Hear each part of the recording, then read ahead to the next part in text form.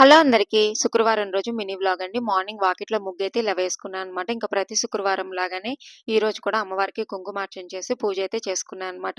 ఒక sister comment చేశారండి, "అంత పొద్దున్నే పూజ చేసుకోవడం కుదురుతుందా అక్క?" అనైతే అడిగారనమాట. నాకు కుదురుతుందండి. ఎందుకంటే ముందు రోజే నేను చాలా పని చేసేసుకుంటాననమాట.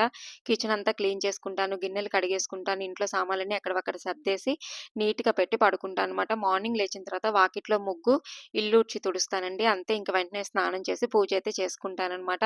అందుకని నాకు ఈజీగానే ఉంటుందండి. ఒకవేళ హెల్త్ బాలేకపోయినా, ఏదైనా కుదరకపోతే నైట్ పని చేసుకోలేదనుకోండి, మార్నింగ్ అంతా పని అలాగే ఉంటే 9 తర్వాత పూజ అయితే చేసుకుంటానండి. పాపని స్కూల్‌కి పంపించిన తర్వాత 7:30 లోపలైనా చేసుకుంటాను. లేదంటే పాప స్కూల్‌కి వెళ్ళాక 9:00 అయినా చేసుకుంటానండి.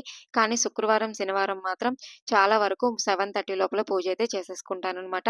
ఇంక తర్వాత పూజ అదంతా అయిపోయాక పాపకి లంచ్ బాక్స్ పెట్టి, టిఫిన్ పెట్టి స్కూల్‌లో అయితే వదిలేసొచ్చానండి. తర్వాత బట్టలారేసుకున్నాను.